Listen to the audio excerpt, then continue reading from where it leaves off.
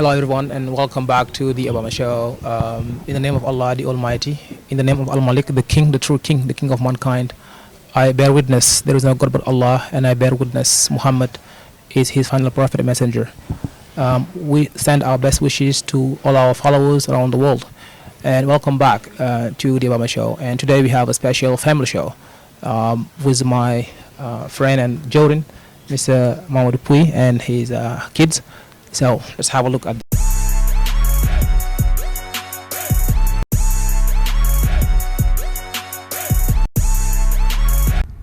Aida is an 18-year-old girl who lives in Santa Barbara, California.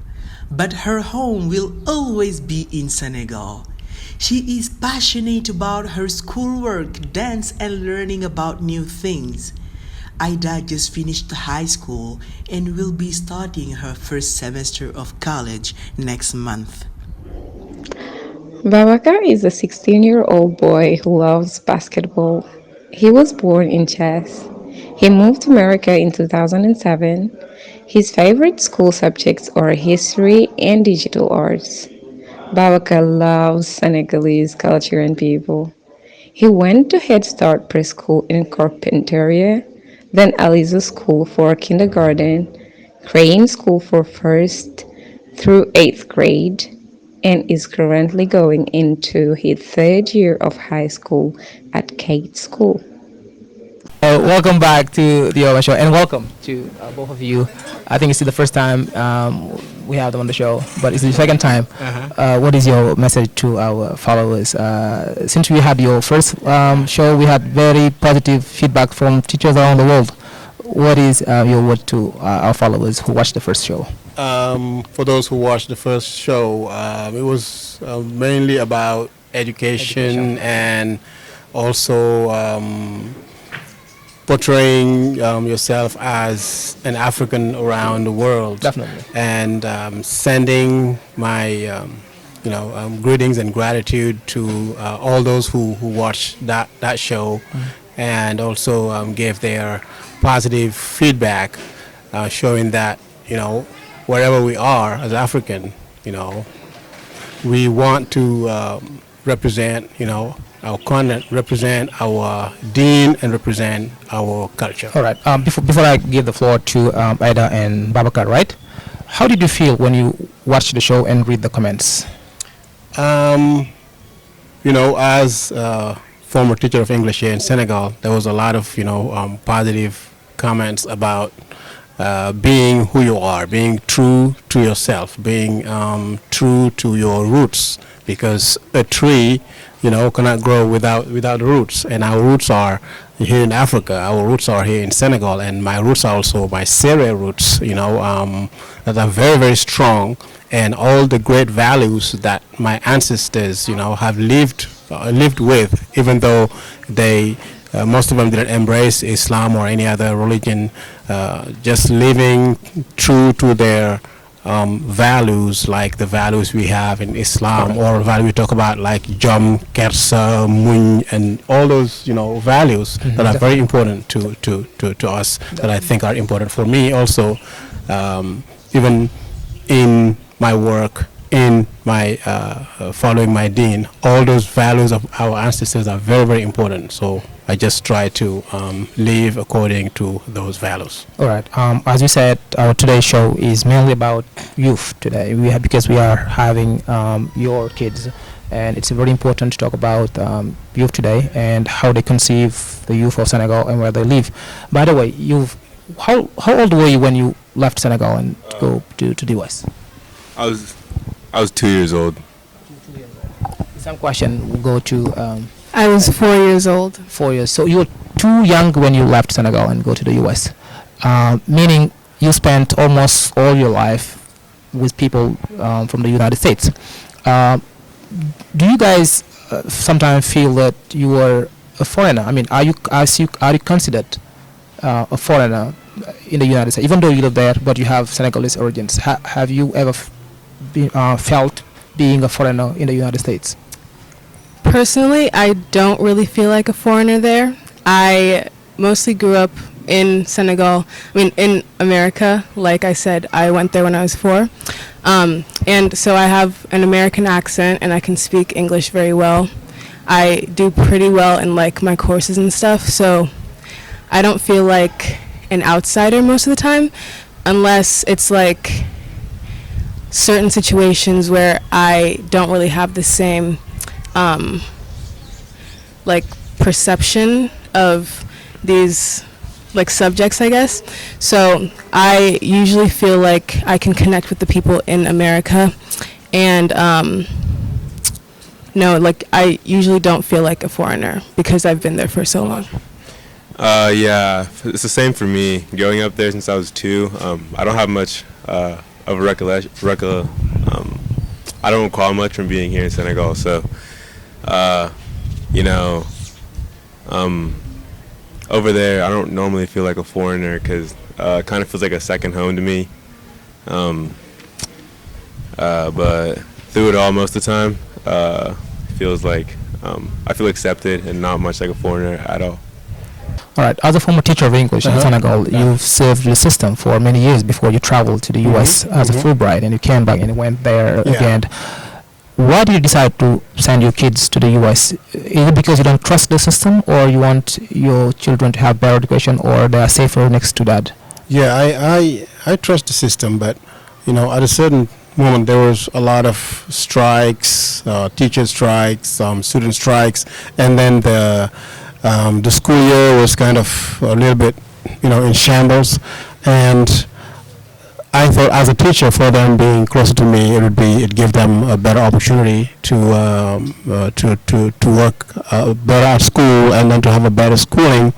And I think that was a good decision for me to bring them there and to allow them to flourish and also take the opportunity, any opportunity they can have at school or anything, extracurricular activities, sports, whatever they want, because I never kind of stop them from choosing a subject that they want, or choosing a sport that they want, or choosing any extracurricular that they want. So I think that was a good opportunity for them to go there and go to school there. Right. Ada, do you sometimes think life would be easier if you were in Senegal, or you feel good where you are, you feel right at home, or sometimes you think you should be in Senegal and study here? I think if I had stayed in Senegal, my answer would be different, but I really like Santa Barbara, where I live. There's a lot of different things there, like we have the mountains where you can hike and the beach and stuff like that. So I don't think that I should have stayed here, just because the opportunities that we have in America are so much like larger, I guess, and I'm very thankful that I can do certain things that my the people that I grew up here can't really do. So I'm hoping that I can sort of come back and help out Senegal when I'm older, because I've had such a big opportunity. All right. Babakar, my question is about, let's say, our youth here in Senegal. Okay, when you look at the youth today in Senegal, what is the best part of the youth you're really proud of? I mean, people in Senegal, when you look at the young people in Senegal, and something that you're really proud of, you will just say, I'm from Senegal, and because of this.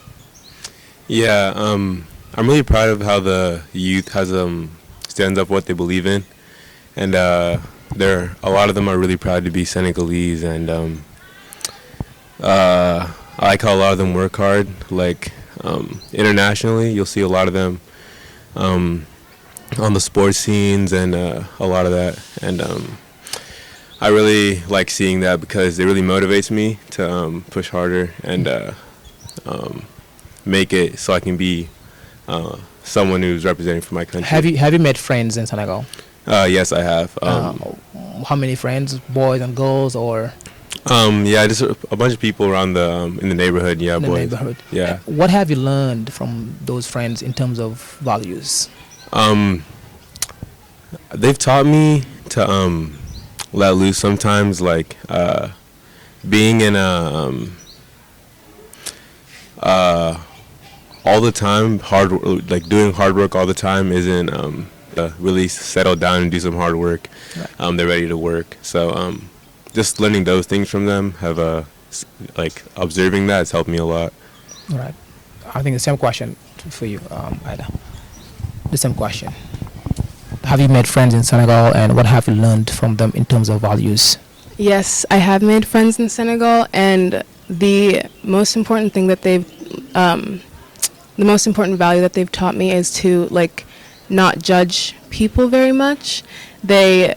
All of them have shown me a friendship that is very open and very kind, and in comparison to the friendships I've had in California, I sometimes feel judged by them, and here it's like everybody is friends with you just because they want to be friends with you, not because they like really want something from you. So I really like that about them. Wonderful. Mr. Pouye, raising your kids in the United States, I must say, is not a piece of cake. Yeah. Do you sometimes face difficulties in, transferring the values to them, seeing that they don't, the environment is not the same as the environment? It is very, very challenging. Getting your children to abide by the rules of Islam and practice Salah daily on the time. This is very difficult, and teaching them the Quran and getting them to respect the Salah time, and getting them to just organize their life around the Deen, instead of organizing everything around the Deen, around your activities. So if you're playing sports and it is Salah time, I think you should stop and go do your Salah time. That's what I'm saying. That's very, very, very difficult to get them to have this Islamic presence in you, this Islamic attitude, that everything that comes to you, you will look at it in an Islamic way.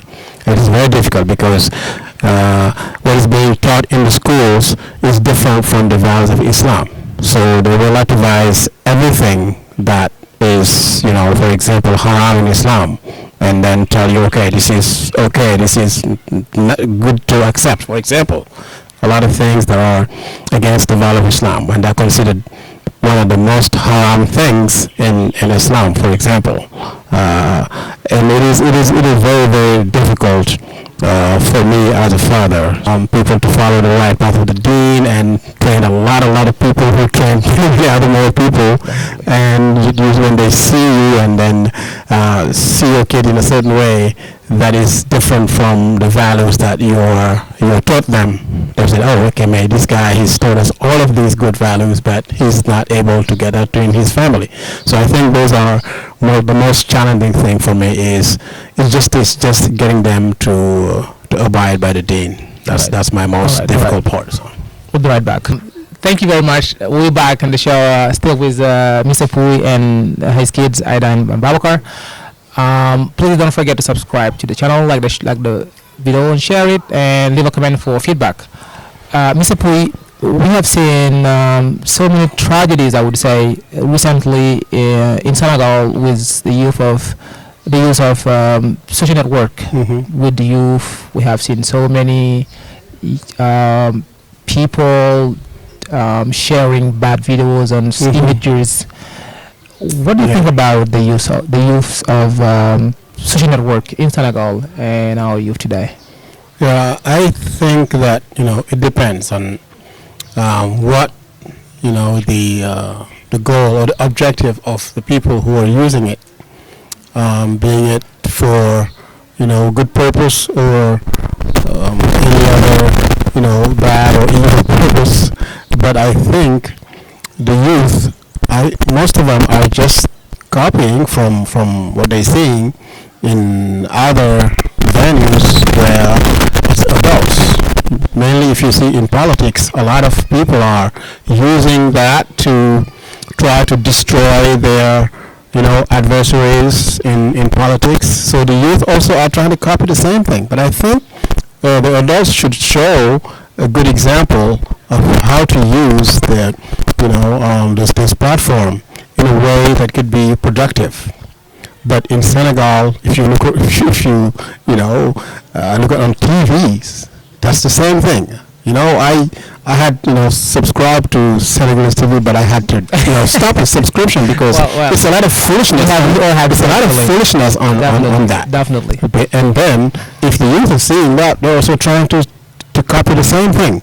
They will, video their friends doing some stupid stuff and then, spread it around the world, and then it's going to be, And who is to be blamed? I think we all have part in that. The parents, the teachers, society, the government, everyone has their share of responsibility in that. And what should be done to put an end, definitely, to that? I don't know. I think we should sensitize the youth to know where, to what the boundaries are on what to share and what not to share, what to do, what not to do on those, on those platforms, to be aware of the dangers of those platforms. But also those platforms could be very, very helpful and productive. I connected with friends that I lost like 20 years ago, 30 years ago. We also connected on those platforms with you and a lot of people. Sure, Okay, it can help develop a lot of people connecting. It can create a lot of connection between people. But also, if people are not really aware of those dangers, it could be something that could bring chaos and bring some, something bad to society. I heard recently something. I was really appalled to hear that there was a girl who committed suicide because she was being bullied of being like overweight or being a big girl or something like that. That was very for me appalling in Senegal, where those things didn't matter that much. Didn't matter. Something like that. So Didn't matter. I think we all have something to do in that. So. All right. Babakar and Ida, your father is a role model. He is our reference. You see what I mean? We are so proud of him, and we learn so many things from him every day, and we seek advice whenever necessary. What is the best lesson you have learned from him? Yeah, something that you were really proud and you learned from your father. The question goes to both of you. The best lesson I've learned from my dad is to be 100% confident in who I am. At Kate, he's always advocating for himself, and Kate is our high school, and he just sort of displays his culture and identity unapologetically, which I really admire.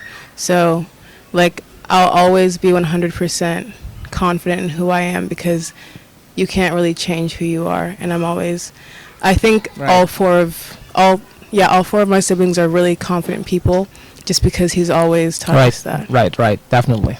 Yeah, the same question goes to you. I learned a lot from him, but the one thing that probably stands out is sacrificing for your family, probably, because I see him do that time and time again for me, especially, and for my whole family in general. So yeah, it means a lot seeing your family, your dad do that for you, and that's definitely something I'll take into account when I'm a father, hopefully, inshallah. Yeah. I wish that. Do you consider coming back in Senegal and studying or finding a job in Senegal? Not necessarily. I think I'd rather I'd rather finish my education in America, probably, and then hopefully get a job. But when I'm older, I definitely do want to come back here and live here with my family and stuff. All right. It's a great country. Love it here. Definitely, it is a great country. Well, some question to you, Ida. Yes. Have you considered, or do you consider coming back to Senegal and studying or finding a job? I don't think I will come back to study or find a job because I think that the wages and stuff in America are much higher and I have a bigger opportunity there. But I do think when I'm older and I establish myself in whatever field I'm in, I would like to integrate Senegal in that because I see a lot of flaws, which isn't a bad thing necessarily, but there's a lot of things that I can help fix in Senegal. So I want to come back, do business here, and help out because I know there's a lot of things that I could help out with in the field that I'm interested in. All right. Simply maybe your last question before we tackle the last part, the very last part of the show, which is the message. Maybe your last question will be, what makes you want to, move forward when you look at your kids every day? Yeah, when I look at my kids every day, I feel like that they are really, they have the foundation of what I'm expecting from them, which is that they're really disciplined and then well behaved, that every people around in our community talk about their good behavior, and I think this makes me proud more about them, to just keep doing what I'm doing with them, and so keep pushing forward, keep encouraging them to push hard in whatever thing that they could do. And also I was proud when I went to visit a friend's house, his mother. He also teaches in a boarding school in the U.S.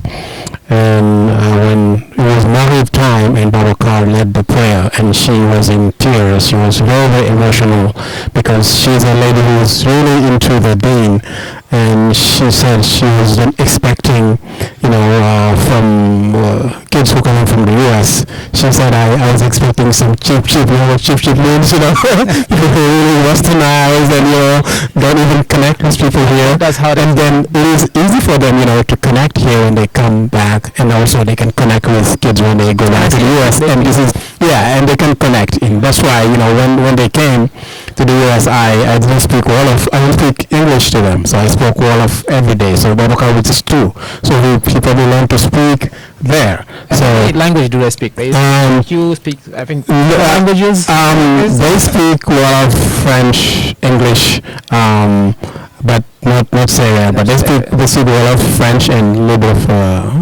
Wolof, English, and a little bit of French, because they took French in my class. Okay. So I had him for 2 years, and I think I had her for years. Like when you're teaching them. Yeah, it is difficult, because it is. I would say it is unfair to them because when I grade them, I'm tougher with them than with other students. So I sometimes it's very hard because I'm thinking that I'm being really unfair to my kids because I should. But through the years. But I think when it came to Ida and Babakar, I think I was more fair with them than I was with Khadim and Jara. Oh yeah. Because through the years, so I learned how to just treat them the same as the other students. All right. But I think their grades are so better when I had Babakar and Ida and Khadim, because with Babakar and with Khadim and Jara, it was very, very tough. I would barely give them like a B+ or something like that. And what is your day like in the United States? It's like regular. We wake up in the morning, we do salah. Sometimes they go back to bed. If sometimes salah is very early, like 4:30 in the morning. After you do salah, they go back to bed and then wake up. Go to school. Go school from 8 to 3.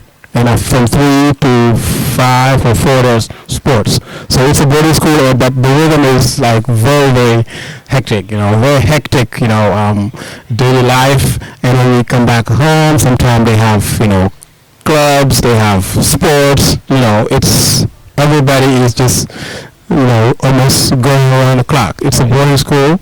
If you're a faculty there, your time is almost taken, your entire time. You're almost like 24/7. Sometimes, you have to do this.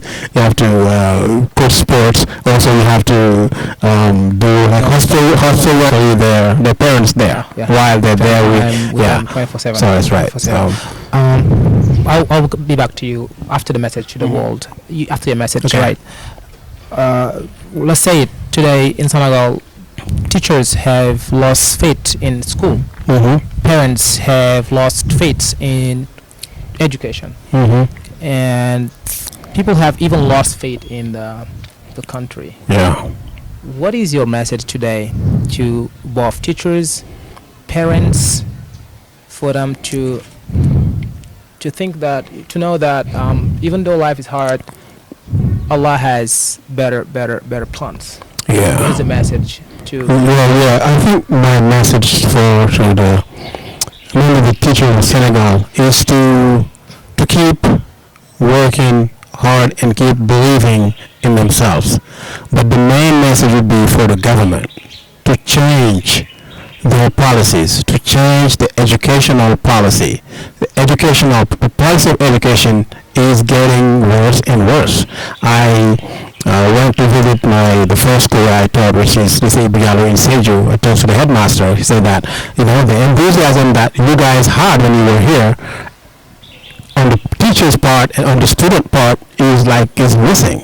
So there's no more, the teachers don't feel, they become teachers just not to be unemployed, to be jobless.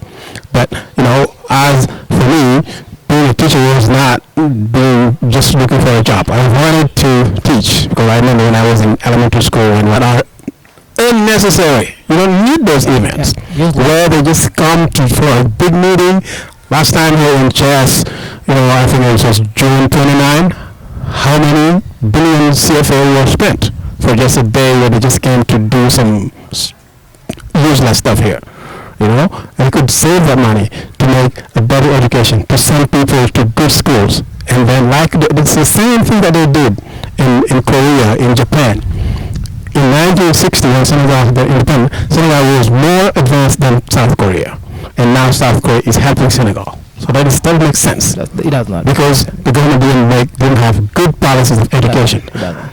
Those countries spent more than 45% of their budget in education.